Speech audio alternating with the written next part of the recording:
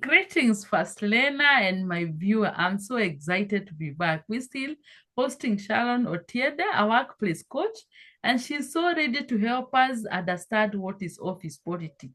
Yes, at workplace, we know we understand we are family and you're working towards one goal. But as long as there is human being in between, politics doesn't go far from us. So today, Sharon, help us understand this politics so that we can enjoy our abundance. Thank you. Thank you, Abundance Fastland, for having me again. We continue with this discussion that is so dear to me. I help employees enjoy their work because 90% of the people you meet on a day-to-day basis tell you they're going to work because of the bills. But I help you to thrive. I help you to understand why you are there. And today we are talking about a very sweet topic, office politics. So Abundance, just allow me to share with our viewers what I have prepared, or rather our interesting topic, that is office politics. Wow.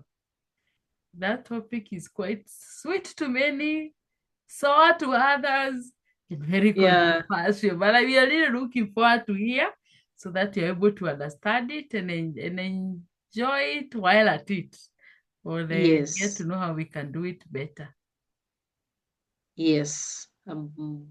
Definitely, I want our viewers to learn how to play the game of politics because, as Abundance has said, it is not very far from us. It is something we encounter on a day-to-day basis. It is not going away. So the earlier we understand, the better it is for us.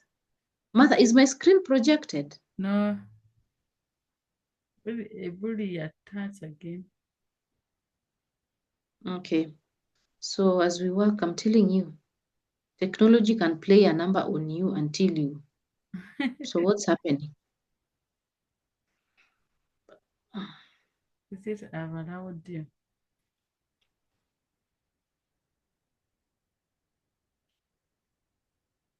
Sorry. Let me just get it again. So we are talking about office politics. And before we even talk about anything, I just want our viewers to get it off their heads that office politics is evil. It is not evil. It is not a bad thing. It is just that we never know how to handle it. We don't know what our role is in office politics. Sorry, guys. I'm sharing now.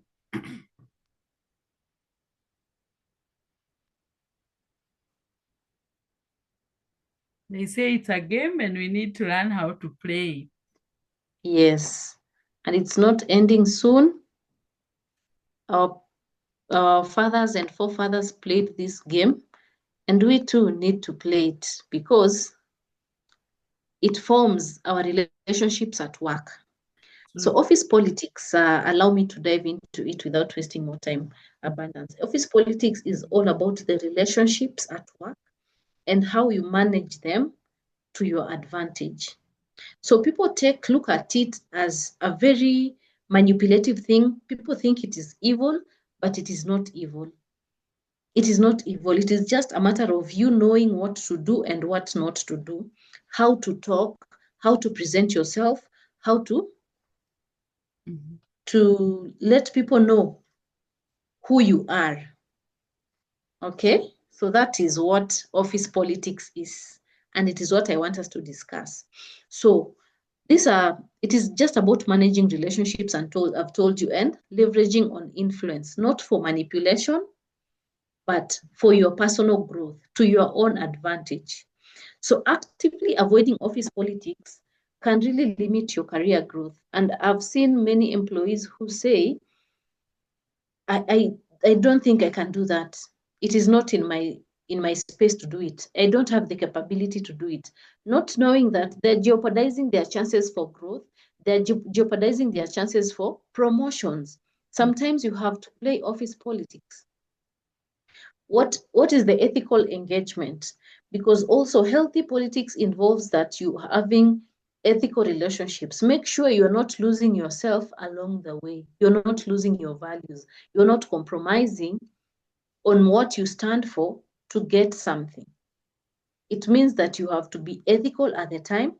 You're not losing anything, you're just being yourself. So we have to distinguish between positive politics and negative politics. And negative politics is now like what I call manipulation, gossip. That is negative politics.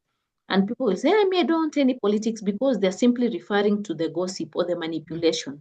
But there is the positive politics, the game of positioning and knowing how to manage people's egos. Because in politics, it is all about managing relationships, attitudes, temperaments, and egos. This thing is so crucial to the point that those who never get to understand it are brutalized by the corporate. It gets so bad to the point that you find people are struggling. People say corporate is brutal, but the whole point, if you just sit down with them and get to understand, you find that they're saying that because they don't know what to do. Yes, my boss doesn't like me. So what? So what? If your boss doesn't like you, it doesn't mean it is the end of everything. Today, somebody told me, my boss he can't be liked. He's like cactus. Even if you try, it is so hard for me to like my boss. And even himself is not likable. And I'll tell you about being likable at places of work. It is a skill and it is a strategy for growth because people work with people who they like. If I am the CEO of our company and I'm supposed to appoint a manager, I would appoint someone that I'll work closely with. It definitely has to be someone that I like. Okay. So how do you master office politics with integrity? And when you have to build genuine connections. In our previous series, we talked about how to leverage on the relationships at work, on the hierarchies and the people that wield power in organizations to your advantage by building genuine relationships and not having any strings attached, not being manipulative, because people also take advantage of these relationships to manipulate you. So you have to be very genuine, develop authentic relationships. Let this other person feel that Sharon wants to connect with me because of growth of the company. It is nothing personal. It is not an attack to any of us. It is for our own growth. And then observe and adapt. Pay very close attention to organizational norms.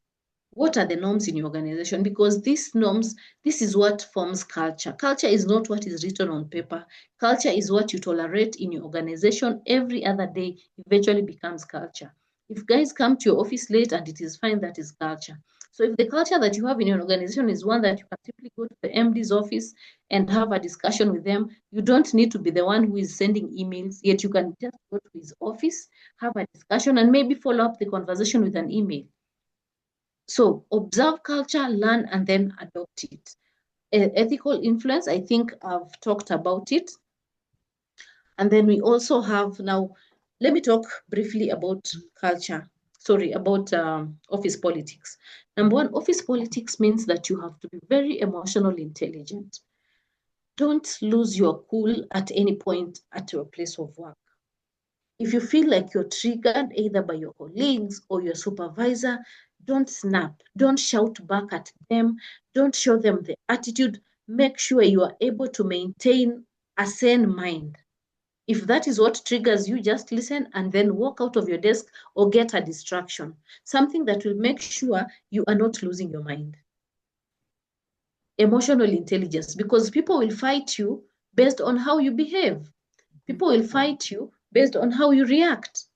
So very, very important that you know how you're going to react emotionally. Emotional intelligence is a very, very important skill. Of course, we have other types of intelligence, IQ, emotional intelligence, social intelligence, and then adversity intelligence. But very important, you must know how to react emotionally.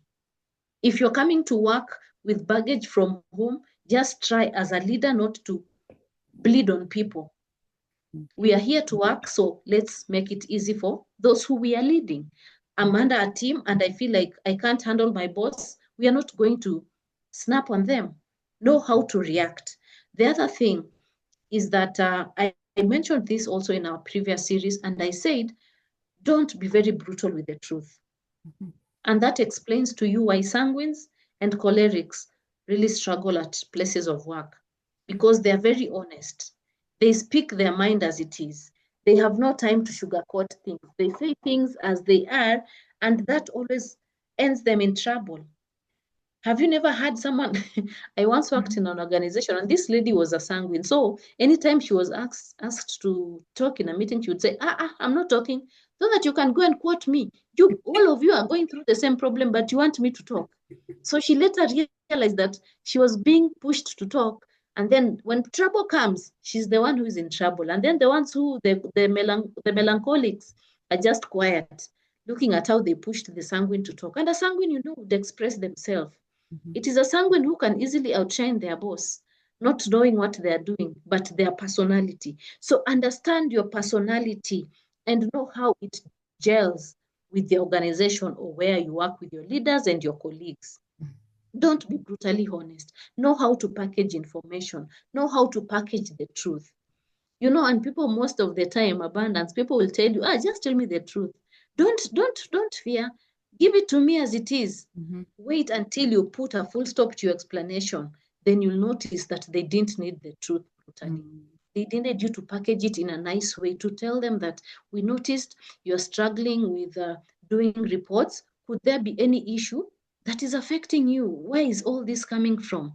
As opposed to telling someone your reports are bad, looks like you're not qualified for this position. Did we really make the right choice? Imagine getting same feedback, but the way it is put really matters. Mhm. Sometimes you hurt people so much by just how you give them information. So at work, don't be that person who is always giving, correct information, telling the truth as it is. Number three is also how you relate with others, Mhm. how you relate with your friends. You must be likable. I told you at the beginning of this conversation that people must like you. How do you get people to like you? It is in how you talk to them. It is in how you relate with them. It is in how you respond to them. Now, this comes as the interaction, the day-to-day interactions that you have. Imagine you're all working in a department of, let's say, 6 people.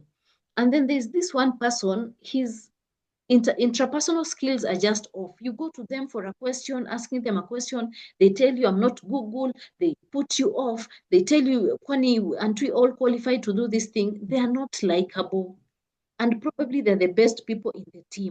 So by virtue of not being liked, I talked about this sometime, and I say that as much as you're managing upwards, you should also manage across. Your colleagues should be able to put in a good work and say, yes, if Sharon is our team leader, I think we can go far. But if your teammates feel like, hey, you being the team leader, they would even struggle to approach you, they cannot recommend you. So how you manage the relationship with the people you are at the same level with is very important. Make sure you're likable, and you're being likable by how you interact with them. Now that comes to the soft skills, your interactions with them, how you respond to them. Do you say hello to them in the morning? Do you respond to their calls? Do you talk to them when they have an issue? Do you sometimes go beyond and over and beyond and find out, okay, today you came late. That is unlike you. What is the problem? Oh, okay, Paul. That is how you get people to like you. So you have to develop these skills. These are skills that are built on the job. Nobody, it is not something that you can say, I'll figure it out or I'll read it. You just develop it on the job and say, okay, I have to be a good team player. I have to know how I relate with my team. I have to know to how I react and respond. And I have to know how I'm dealing with everyone in the team. Office politics is not something we can wish away.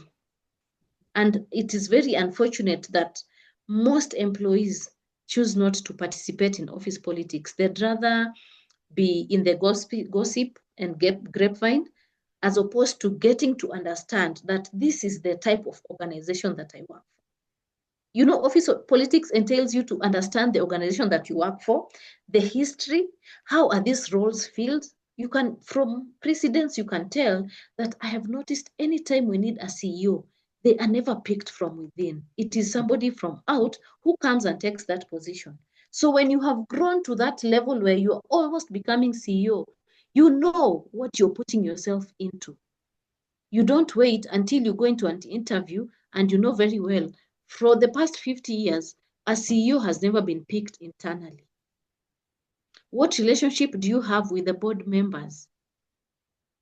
Right? So it means you understand your organization, you understand your boss, you understand his temperament. I'm telling you, as an employee, it is quite unfortunate, and you'll understand why I say it's unfortunate, that you have to get your boss to like you. Your major role in that organization is to get your boss to like you. So choose your difficult. Again, I say choose your difficult. If you want to be on the other side of just sitting there and waiting for promotions that never forthcoming, or having your boss to like you. So how do you have to make your boss like you? Some people say, hey, that is too much work. Corporate is work. And if you cannot do it, then you just rather resign and go and do farming and meet another work on the other side of it, which is even more brutal. So at least you can learn corporate. You can learn how to get your boss to liking you. Number one is by making his priorities your priorities. You have to complement, not to outshine. Complement your boss. If you notice, for instance, my boss struggles with report writing. Anytime you know that we are supposed to go for a meeting, it is time for you to go and approach him and tell him, since we have our town hall tomorrow, or we have the board meeting tomorrow, can I help you with the report preparation? I could write the report for you to present to the board. If I have anyone who's ever helping me with writing reports, I love them. I'd suggest them for growth. So it's not a matter of just having a secure or insecure boss.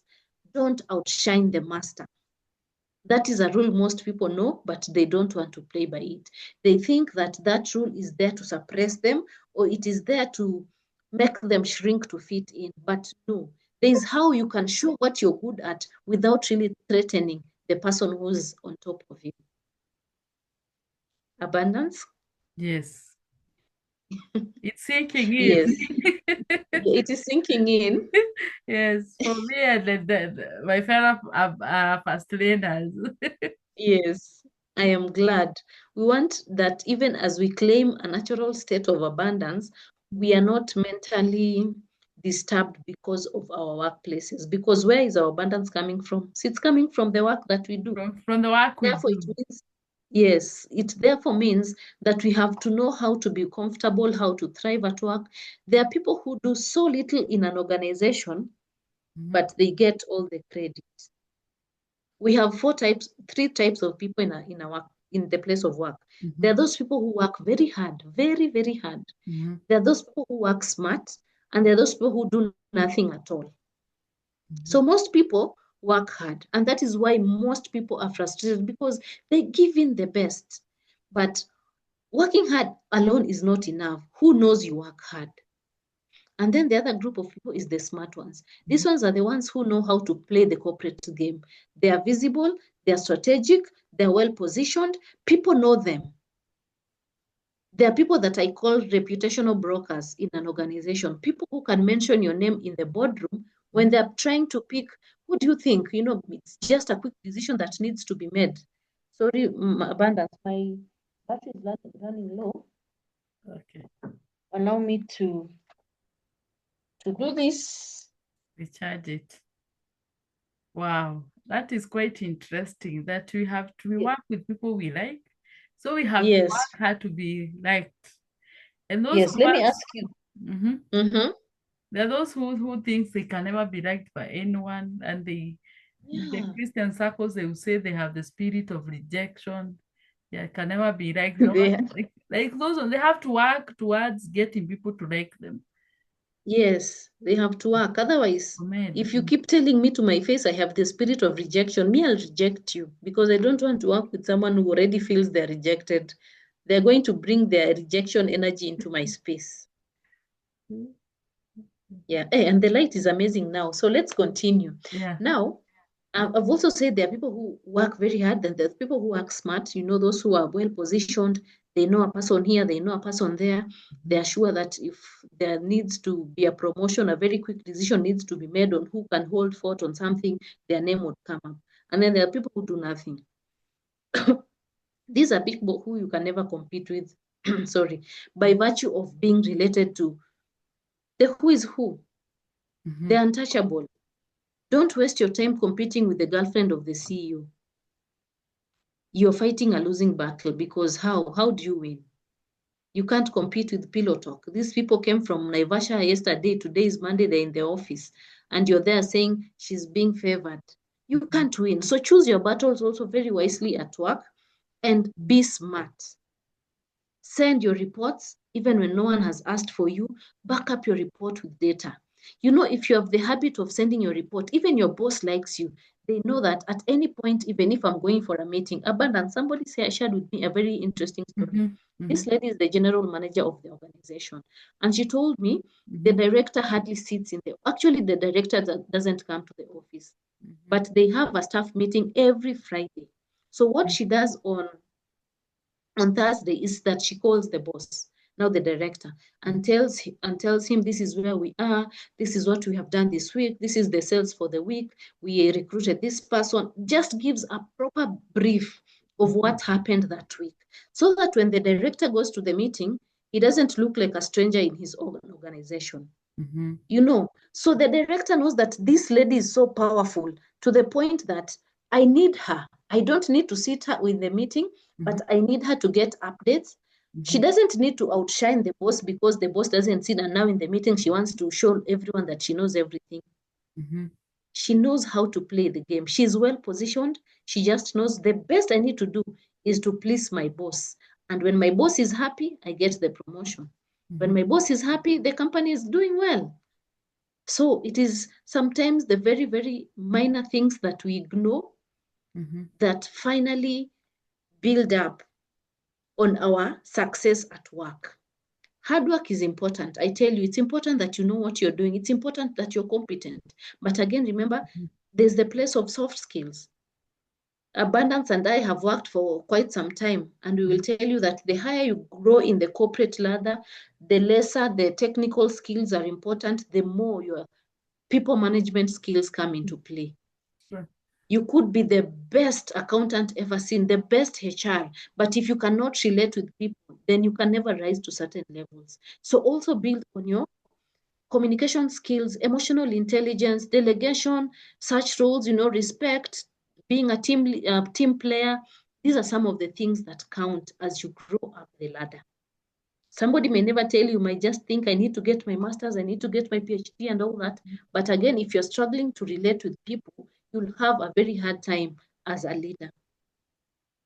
That all comes to one thing we call office politics. So don't look at office politics as a bad thing. It is something that is supposed to help us play the corporate game. Because I tell you again, corporate is very brutal. Corporate is very brutal. And if you don't learn how to play it, you'll forever hate the many years that you'll be working. You may be able to change employer, go to the next one. Again, this one now may not be toxic, but again, you'll find that there's the girlfriend of the CEO who's touch not, you can never tell her anything, and you're the leader of that lady. So what do? Do you resign again? Go to another one. You'll go to another one and find that you're leading a team of sanguines. What do? Just learn to understand people's personalities and temperaments and work with them as they come. Back to you, Abundance. Wow. That is so interesting. Yes, thank you. First learners, you have to learn people and their temperament. We have a full video on the same on this very channel. So take time and go look at it. Positive influence to everyone and to the close above and below you. It cannot be negotiated. That is quite eye-opening. Well, Sharon, what do I say? What do I say? I think I have nothing else to add, but bless, recommend to first trainers that they brace themselves to win this game because we are there to win. And as first trainers, we dare, we dream, we dare, we do, and we deliver. So they have no chance but just run this thing and deliver it. I see our time is not on our side. Maybe you are Yeah. concluding remark and yeah. Okay, thank you. My concluding remark is this, is that don't sit there and complain. Don't sit there and complain. Understand the game and win. Have you heard what Bruce Lee said? That don't fear a man who has practiced 1,000 times, but fear a man who has practiced one kick 10,000 times. So practice it until you become so good at it that nothing in the corporate ever shakes you. We have a new CEO, you know how you're going to align yourself and position yourself. You have a team member who is very dramatic, you know how to work with them. You're in a toxic place, you know how to maneuver. Just get mastery of this thing over time. And I can assure you, you will enjoy corporate. Thank you, Abundance. Thank you so much, Sharon. Thank you for finding time to join us. We really are so grateful. As fast trainers, you can be sure the next time we're going to host you, our talk will be better. We'll be giving you testimonials of what we've been able to achieve.